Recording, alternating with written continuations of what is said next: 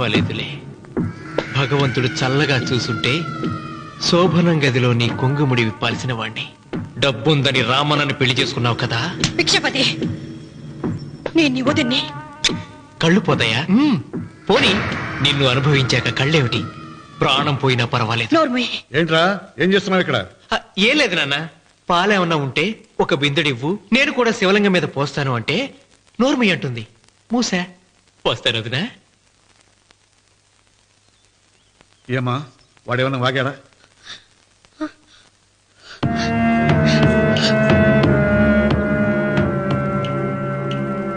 భిక్షపతి, అవును, అసహ్యంగా చండాలంగా వాగాను. చంపుతావా? చంపు. మీ తాత ముత్తాతల జంతువుల్ని చంపితే నువ్వు నన్ను చంపు. చంపి నా తల కూడా గుమ్మానికి వేలాడగట్టు. ఇదిగో, పుట్టినప్పటి నుంచి సీత నా భార్య అనుకున్నాను, ఆరాధించాను. నేను తాగుబోతుని, తిరుగుబోతుని, లపూట్ వేదవునని చెప్పి ఆ సీతకు రామన్న చౌదరి గారికి దగ్గరుండి పెళ్లి జరిపించావు కదా.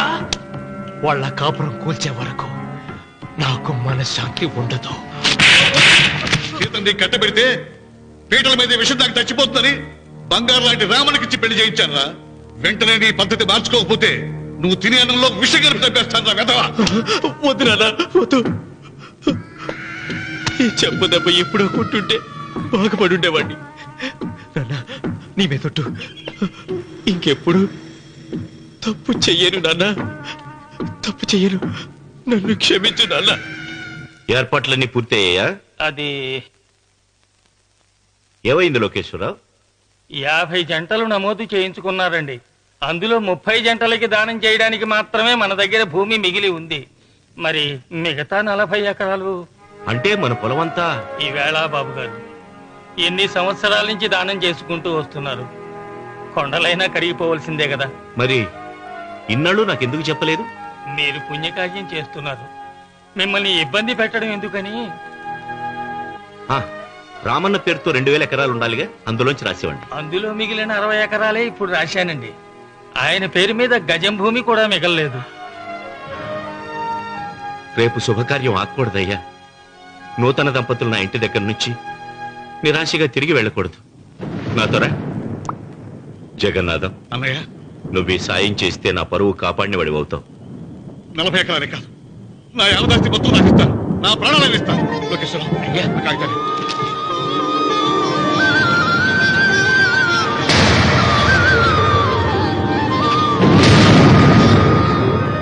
మీ కుటుంబం 10 కాళ్ళ పాటు చల్లగా ఉండాలయ్యా.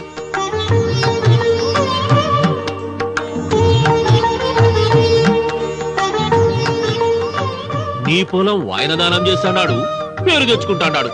ఇంకా నీకే మిగులుతాని, డబ్బు లేచిపోతావు. తొందర పడకు, చూస్తావుగా. ఒరే రావుడు, ఈ భోజనాల కార్యక్రమం చూస్తుంటే నాకు తిరుపతి దేవస్థానం గుర్తుకొస్తోందిరా. నువ్వైనా చెప్పచ్చు కదా మీ నాన్నకి, ఈ దానాలకు అంతే లేదా? ఎదుటివాడికి ఇంత పెట్టడంలో ఆయన ఆత్మసంతృప్తి పొందుతున్నారు. ఆ పుణ్యమే ఆయన నిండు నూరేళ్లు బ్రతికిస్తుంది. నువ్వు అన్నం వచ్చి ఇదంతా నీ పుణ్యమేరా. అంత మాటలు కదయ్యా. హరహర మహదేవ్ శంభో శంకర. ఓం నమః. పెదనాన్న. ఏం బాబు? పెదనాన్న, నాన్న. ఏమిట్రా? నాన్న నోరు. ఏమిటో చెప్పరా. మా నాన్న నోరు తెరిచి నిన్ను అడగలేక నాకు దస్తావేజీలు ఇచ్చి పంపించాడు. దేనికి? మీరు మా దగ్గర తీసుకున్న పొలానికి గాను రుణపత్రం రాయించుకు రమ్మన్నాడు.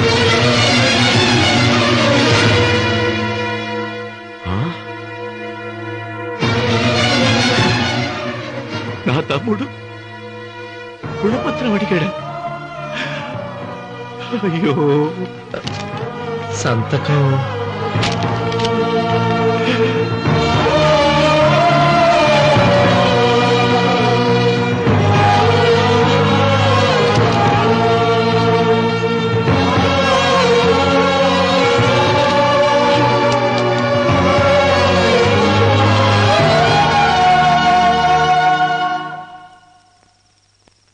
ఏంట్రా తినవేంటి? ఓహో, అన్నంలో విషం కలిపి చంపుతున్నానని భయపడి చస్తున్నావా?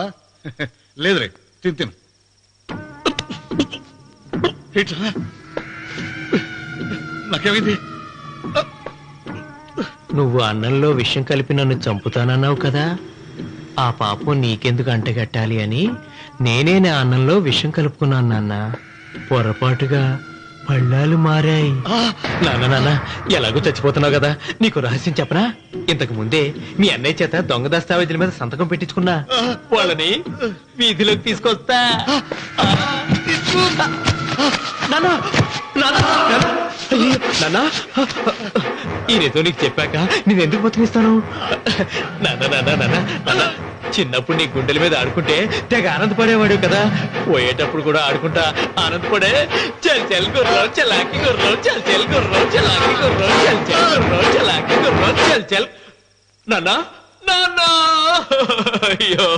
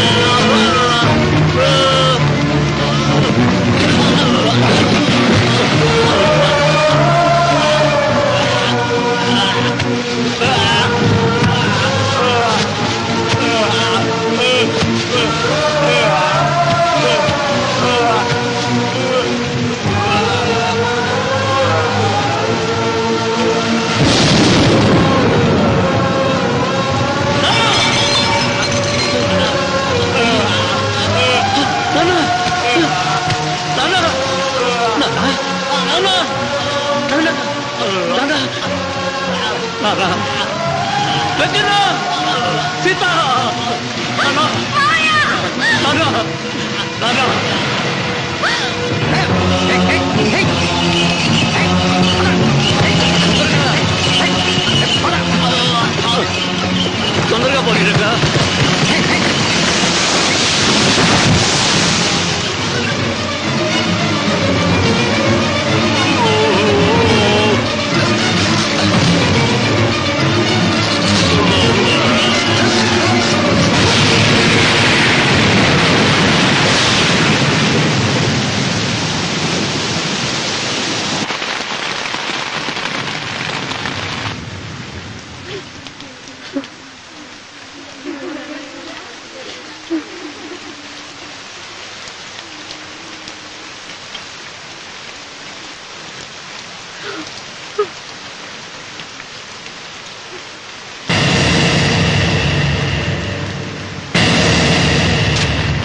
నమస్కారం. ఇది మా పెదనాన్న సంతకం పెట్టిన దస్తావేజు. అక్కడ మా నాన్న లేడు, ఇక్కడ మా పెదనాన్న లేడు. కానీ మా పెదనాన్న మా నాన్న దగ్గర 50 లక్షల డబ్బు, 40 ఎకరాల పొలం తీసుకున్నాడు. ఏ లోకేశ్వరరావు చెప్పు. అవునండి, నేను సాక్షి సంతకం చేశాను. ఈ అప్పు ఎలా తీరుతుందో ఆ ధర్మాత్ముడి శవం అక్కడి నుంచి తీసేలోపు చెప్తే బాగుంటుంది. బిక్షమతి మతుందా నీకు? ఇదేనా అడిగే సమయం? ఆయన తగలబడిపోతే ఆయనతో పాటు ఈ నిజం తగలబడిపోతుంది. మా అన్నయ్య ఆ ధర్మాత్ముడు రక్తం పంచుకు పుట్టాడు. ఏమయ్యా లోకేశ్వరరావు, మా అన్నయ్యకి మిగిలిన ఆస్తి ఏమిటి? ఈ ఇల్లు తప్ప ఏమీ మిగలలేదండి. సరే, 40 ఎకరాల కింద ఈ ఇల్లు పెట్టుకుంటాను. మిగతా 50 లక్షలు ఎలా ఇస్తావన్నయ్యా? ఏంటో నువ్వు మాట్లాడేది? మా రావుని ఒట్టి చేతులతో నడిరోడ్డు మీద నిలబెడతావా? సరే, డబ్బు వద్దు, పొలం వద్దు, ఒక్కటిస్తే చాలు. ఏంటది? అది సీత దగ్గరుంది. అది ఇస్తే 50 లక్షల బాకీ రద్దు చేసుకుంటా. సీతారత్నం పుట్టింటి వాళ్ళు పెట్టిన 7 వారాల నగలున్నాయి. అవన్నీ నాకు ఇచ్చేస్తే నేను సరిపెట్టుకుంటాను.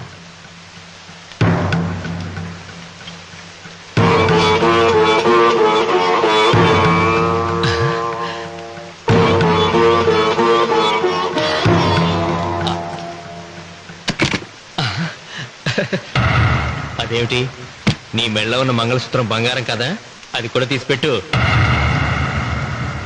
అన్నయ్య తీసేమని చెప్పు. నువ్వు కట్టాల్సిన తాడి మా రావుడు కట్టాలని ఖచ్చితంగా కదా ఈ పని చేస్తున్నావు. తప్పు మాట్లాడుతున్నావు శాస్త్రి. నాకు ఆ తాళి అక్కర్లేదు, ఆ 50 లక్షలు కట్టమను. మీకందరికీ చేతులెత్తి మొక్కుతున్నారు. ఒక ఐదు ఇళ్ళ ఐదోతనాన్ని కాపాడండి. మీకోసం తన సర్వస్వాన్ని మీకు దానం చేసి కొడుకులు ఒట్టి చేతులతో నిలబెట్టారు మా శివరామకృష్ణ గారు. మీరందరూ ఇంటి మూలంగా లాభం పొందిన వారే. ఆ ఇల్లాను మంగళసూత్రం తీయకుండా కాపాడండి. దయచేసి మీకు కొంచెం సహాయం చేయండి. పంతులు నీకేమైనా సిగ్గుండదా? కడుపుకు అన్నం తింటాడావా, గడ్డి తింటాడావా? దానం ఇచ్చినట్టుని తిరిగి పీక్కుంటావా? ఊరికేనే ఇచ్చాడా? పుణ్యం కోసం ఇచ్చాడు. సత్యాక తిరిగి ఇవ్వమంటే ఎలాగండి? ఎవడు దానం చేయమన్నాడండి? ఒళ్ళు కొవ్వెక్కి దానం చేశాడు.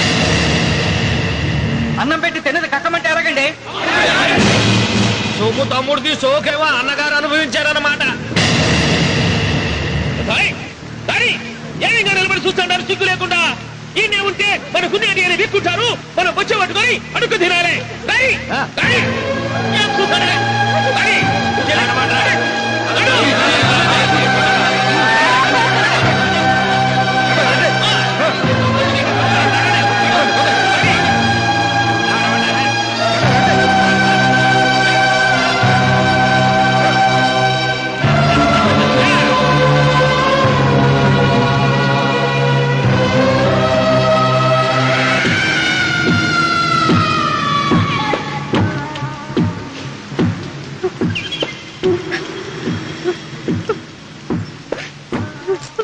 అమ్మ సీత,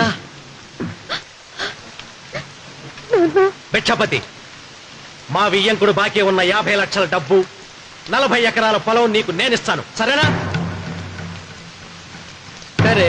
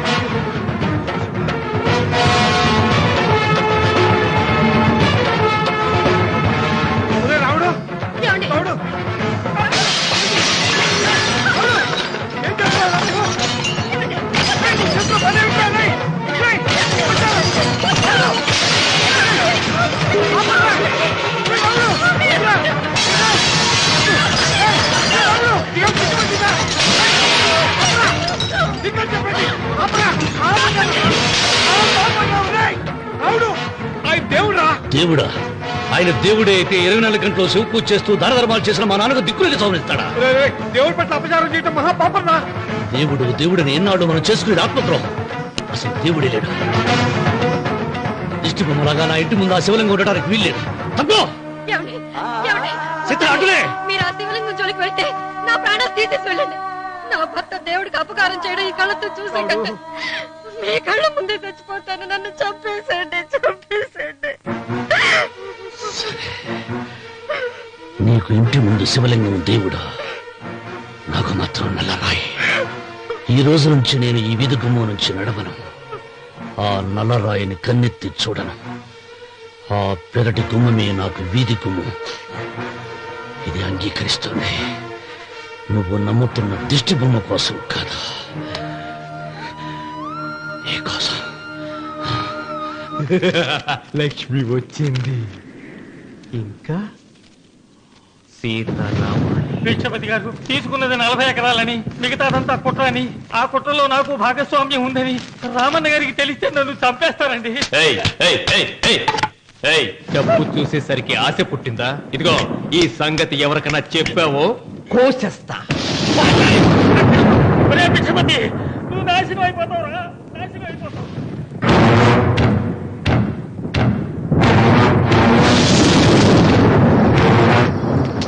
ఇంత రాత్రిపూట ఎక్కడికి వెళ్తావా నాయన? నీకు తెలీదమ్మా, తెల్లారేలోగా ఊరు వెళ్ళి పారిపోకపోతే ఆ భిక్షపతి మనల్ని చంపేస్తాడమ్మా. తొందరగా పద, తొందరగా పద. ఊరుదిలి పారిపోతున్నావా లోకేశ్వరరావు? అది నాకంతా తెలుసు. అయ్యా అయ్యా అయ్యా, మీకు ద్రోహం చేశాను, నన్ను క్షమించండి అయ్యా. నేను క్షమిస్తా, మరి భిక్షపతి వదలద్దు. నీకు ఉపాయం చెబుతా. అన్వర్, నీ ప్రాణాలకు భిక్షపతి మూలంగా ప్రమాదం ఉందని నీ చేతులతో నువ్వే రాశావు. నేను కాపాడతాను. దాన్ని జాగ్రత్తగా మడిచి నీ జేబులో పెట్టుకో. అర్థం కాలదా? నీ ప్రాణాలను నా చేతుల్లో పెట్టావుగా. మీ అమ్మను జాగ్రత్తగా ఇంటికి తీసుకుని వెళ్ళు. వెళ్ళు. వస్తాం బాబు. పదమ్మా, పద.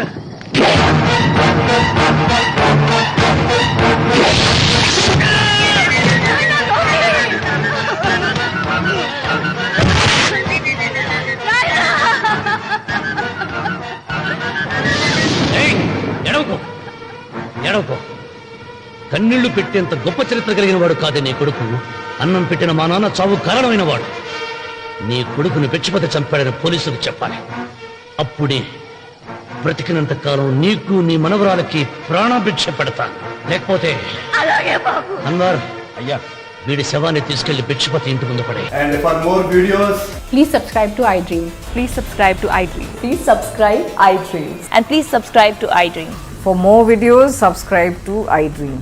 please like, share, and subscribe to the channel. Congratulations, iDream. Subscribe to iDream. Subscribe to iDream. So subscribe to iDream Media. iDream ki iDream team andarki huge congratulations. Please subscribe iDream Media. Please subscribe to iDream. Subscribe iDream. Please subscribe to iDream. iDream అంటే నా కళల channel subscribe చేసుకున్న నోరు తిరుగుతలేదు. మీరైతే గంట గుర్తు కొట్టండి.